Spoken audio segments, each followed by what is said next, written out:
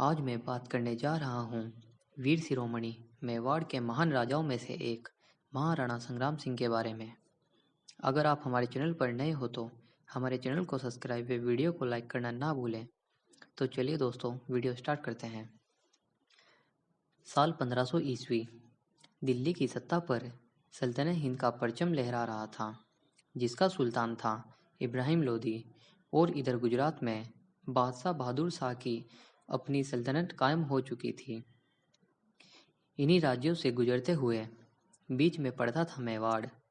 मेवाड़ हमेशा से ही दिल्ली की आंखों में चुभता था, क्योंकि दिल्ली के सुल्तान मेवाड़ के महायोद्धा राणा हमीर सिंह शौर्य की आग में कई बार तप चुके थे।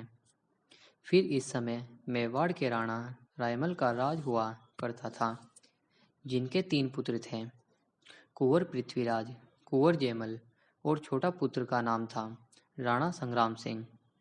यह तीनों भाई अपने गुरु के आश्रम में जाया करते थे। गुरु बालक संग्राम सिंह के हाथ को देखकर बताता है कि तेरी तलवार से हर राजा को डर लगेगा। जहाँ तेरा ध्वज लहराएगा वहाँ आसपास कोई भी दुश्मन नहीं आएगा। पूरे देश में तेरी ही बात होगी। बड़े भाई को यह बात सुनकर बहुत ही आश्चर्य हुआ। बड़े भाई ने संग्राम सिंह को कहा, यह सब भविष्यवाणी झूठी होती है। मेवाड़ का राणा तो बड़ा पुत्र ही बनेगा। इस पर कुंवर संग्राम सिंह ने कहा, भाई साहब, जिसकी ताकत उसकी सत्ता। संग्राम सिंह के ऐसे वचनों को सुनकर दोनों भाइयों का आपस में झगड़ा होने लगा। इसी लड़ाई में पृथ्वीराज ने बालक संग्राम सिंह की एक आंख फोड़ दी। इसी बात से नाराज बालक संग्राम सिंह रात के अंधेरे में मेवाड़ किले से अजमेर निकल गए, जहां करमचंद्र पवार ने उन्हें आश्रय दिया। अजमेर में रहकर राणा ने कई युद्ध कलाओं में महारत हासिल की थी। बालक संग्राम सिंह अब युवा हो गया था। खून में गर्मी, जिगरे में फौलदा, और यह सब होना लाजमी था, क्योंकि वह वीर राणा कुंभा के ही तो वंश थे। यही समय था जब राणा संग्राम सिंह ने मेवाड़ की सत्ता को पलटकर रख दिया था। इस समय तक संग्राम सिंह के दोनों बड़े भाइयों की मृत्यु हो चुकी थी। 4 मई 1508 को महाराणा सांगा का राज्याभिषेक होने के बाद सबसे पहले अगर महाराणा सांगा की सेना की बात की जाए तो इनकी सेना में 1 लाख से ज़्यादा वीर योद्धा और 500 से ज़्यादा हाथी थे। बड़े राज्यों के राजा और प्रजा 9 राव और 107 पृथ्वी रावत थे। उस समय राजस्थान के आमेर और जोधपुर जैसे बड़े राज्यों के राजा भी महाराणा सांगा का सम्मान किया करते थे और प्रमुख कार्यों में इनकी सलाह लेते थे। उस समय दिल्ली में सिकंदर लोदी का राज्य था, गुजरात में महमूद शाह और मालवा में खिलजी का राज्य था। यह तीनों मुस्लिम राजा एक थे और राणा के भय से तीनों ने आपस में संधि कर ली थी।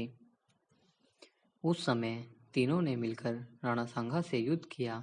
बहुत भयानक युद्ध हुआ। मुस्लिमों की एकजुटता भी काम नहीं आई और राणा सांगा की जीत हुई।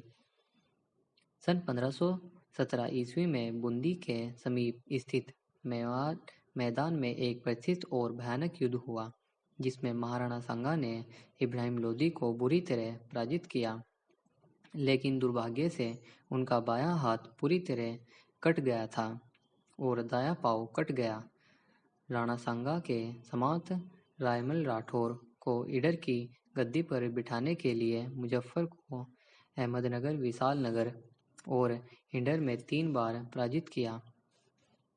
इस तरह हर सुल्तान मुजफ्फर को गुजरात से पूर्ण रूप से खदेड़ दिया। महाराणा सांगा ने रायमल राठौर को ईडर की राजगद्दी पर बिठाया। अहमदनगर का राजगद्दी पर बैठना मुस्लिम ने किले को पूर्ण रूप से बंद कर दिया, ताकि कोई अंदर प्रवेश ना कर सके और किले को बचाना सोचा।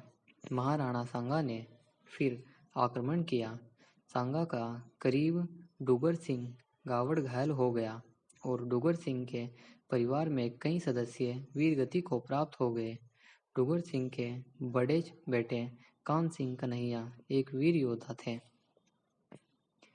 अहमदनगर के दरवाजे के ऊपर लोहे के बड़े-बड़े नुकुल भले हुए थे। भाले बहुत निकुल थे, उनको हाथी भी नहीं तोड़ पा रहे थे। कानसिंह को एक उपाय सूझा। वह खुद दरवाजे के चिपक गया और महावत को आदेश दिया कि अब हाथी के सिर में ऊपर जोर को लगाए।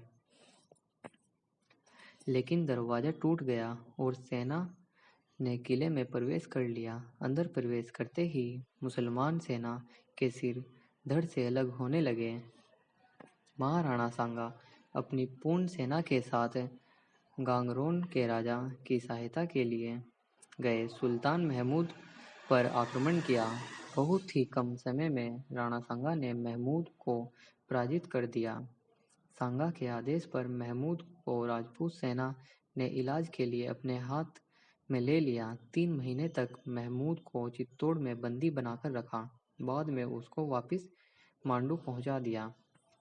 मांडू पहुंचाकर महमूद ने राणा को उपहार में सोने की कमर पेटी और हीरे रत्न जड़ेत को भेंट दिया।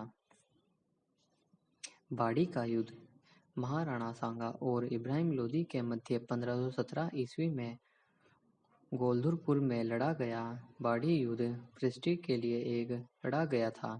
सन 1509 ईस्वी में मेवाड़ के महाराणा बनने के पश्चात महाराणा सांगा ने मेवाड़ की सीमाओं का विस्तार करने पर और अपने क्षेत्राधिकार को विस्तार करने पर ध्यान दिया। इसके लिए सबसे पहले उन्होंने कई महत्वपूर्ण और पड़ोसी राजपूत राजाओं को एकत्रित किया। जब इब्राहिम लोदी तक यह बात पहुंची, महाराणा सांगा उसकी सीमा में घुस गए तो वह घबरा गया और तुरंत महाराणा सांगा से युद्ध के लिए तैयार हो गया। इब्राहिम लोदी महाराणा सांगा को रोकने के लिए सन 1700 ईस्वी में अपनी सेना के साथ मेवाड़ राज्य की तरफ चुक गया। महाराणा सांगा को युद्ध का पहले से ही आदेश हो गया था, इसलिए वे अपनी सेना के साथ युद्ध करने के लिए तैयार थे। महाराणा सांगा एक इब्राहिम लोदी के मध्य युद्ध सबसे पहले खतौली नामक स्थान पर हुआ, जिसमें महाराणा सांगा ने इब्राहिम लोदी को बुरी तरह पराजित किया। लगातार बदले की आग में जल रहा इब्राहिम लोदी ने अपनी सेना का संगठित करना शुरू कर दिया। इस बार युद्ध में इब्राहिम लोदी सव्य न जाकर अपने सेनापति मियां माखन को राणा सांगा से युद्ध करने के लिए भेजता है। इब्राहिम लोदी और महाराणा सांगा की सेना के बीच बाड़ी नामक स्थान पर चौकी पहाड़ी क्षेत्र में एक जोरदार लड़ाई लड़ी गई। बाड़ी का युद्ध महाराणा सांगा ने जीत लिया। इसी बाड़ी धौलपुर का युद्ध के नाम से भी जाना जाता है। महाराणा सांगा मेवाड़ की सीमाओं में विस्तार करना चाहते थे, जबकि दिल्ली के शासन इब्राहिम लोदी को आदेश था कि धीरे धीरे कहीं उसके साम्राज्य को नष्ट नहीं कर दिया जाए। इब्राहिम लोदी और महाराणा सांगा अपने राज्य के विस्तार और सीमाओं की सुरक्षा के लिए आपस में भिड़ गए। जैसा कि आपने ऊपर पढ़ा, बाड़ी का युद्ध महाराणा सांगा और इब्राहिम लोदी की सेनाओं के बीच में लड़ा गया था, जिसमें महाराणा सांगा ने इब्राहिम लोदी की सेना को बुरी तरह पराजित किया था और न सिर्फ राजस्थान में बल्कि पूरे भारत में अपना लोहा मनवाया। बाड़ी के युद्ध के अलावा भी महाराणा सांगा ने कई और युद्ध लड़े, जिनमें खतौली का युद्ध, बयाना का युद्ध और खानवा का युद्ध इतिहास में प्रसिद्ध है। महाराणा सांगा की मृत्यु कैसे हुई, इस पर आज भी दो राय हैं।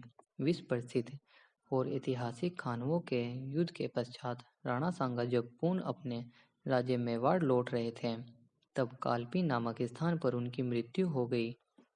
महाराणा सांगा की मृत्यु की असली वजह पर आज भी संशय है। हम इस लेख के माध्यम से इस संशय को दूर करने के साथ साथ ये भी जानने की विस्तार में महाराणा सांगा की मृत्यु की वजह क्या रही।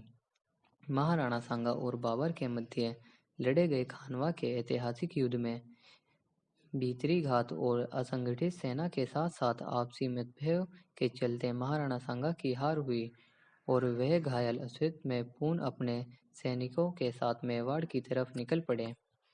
प्रसिद्ध लेखक और इतिहास केवी कृष्ण राव के अनुसार महाराणा सांगा विदेशी आक्रमण बाबर को देश से बाहर निकालने के लिए महमूद लोदी और हसन खां मेवाती का समर्थन लेने में कामयाब रहे। प्रारंभ में महाराणा सांगा ने बयान का युद्ध में बाबर को पराजित कर दिया, लेकिन उसके बाद असंगठित सेना और आपसी मतभेद के चलते खानवा युद्ध में हार गए। अपनी सेना को पूर्ण संगठित और सुव्यवस्थित करके महाराणा सांगा बाबर को खत्म करना चाहते थे, लेकिन यदि इसमें महाराणा सांगा सफल हो जाते तो पूरे भारत में उनके नाम का डंका बजने लग जाता। तो हुआ ऐसा कि कुछ लोग ने राणा सांगा के साथ होने का ढोंग करते हुए उन्हें जहर दे दिया।